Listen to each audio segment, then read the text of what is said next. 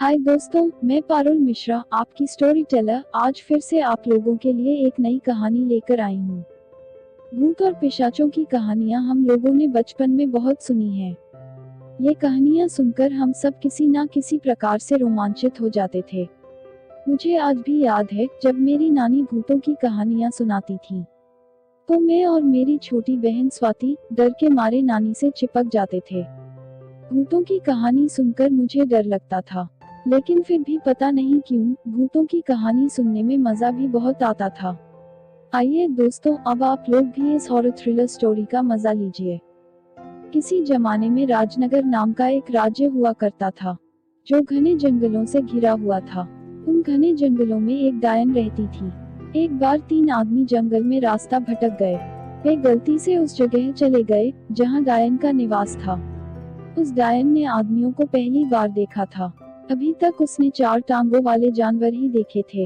डायन ने उनमें से एक आदमी को पकड़ा और जोर से एक बड़े पत्थर पर धक्का देकर गिरा दिया, जिसकी वजह से वह आदमी दर्द से चीख उठा।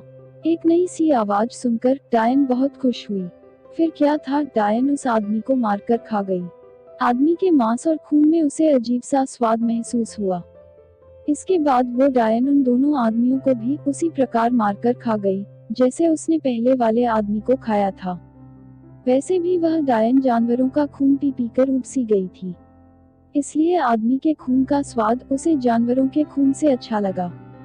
डायन ने सोचा कि अब से सिर्फ आदमी का ही शिकार किया जाए। अब वह आदमी की तलाश में निकल पड़ी। 5 दिन तक जंगल में भटकते रहने के बाद डायन को एक नगर दिखाई दिया। ऊंचे ऊंचे मकान डायन ने पहली बार देखे थे, किंतु मकानों के दरवाजे देखकर डायन असमंजस में पड़ गई। डायन उन दरवाजों में घुसने की कोशिश करती, परंतु घुस नहीं पाती, क्योंकि दरवाजों की ऊंचाई कम थी और डायन का कद बहुत विशाल।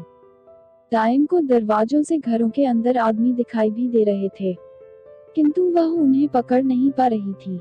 अंत में डायन को नगर में एक आदमी आता हुआ दिखाई दिया।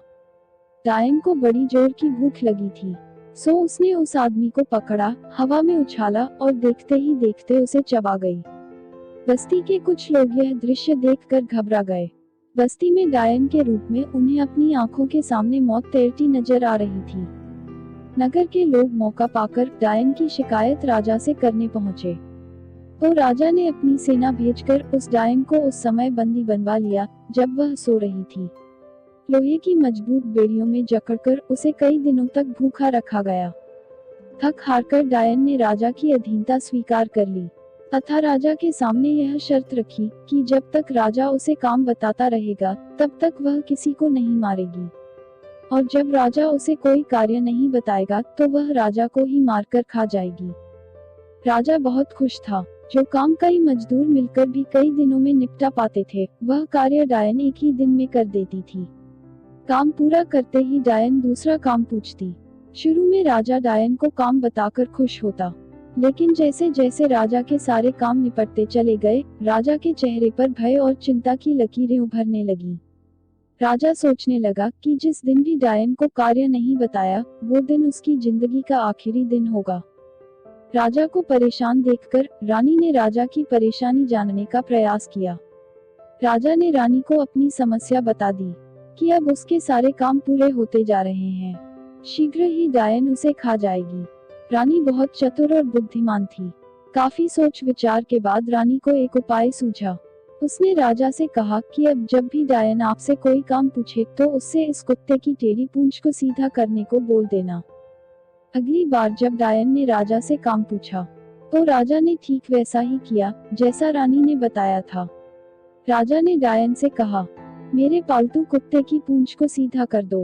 डायन राजा की आज्ञा के अनुसार कुत्ते की पूंछ को सीधा करने की कोशिश करती रही, किंतु जितनी बार भी वह पूंछ सीधी करती, थोड़ी देर में कुत्ते की पूंछ फिर से टेढ़ी हो जाती।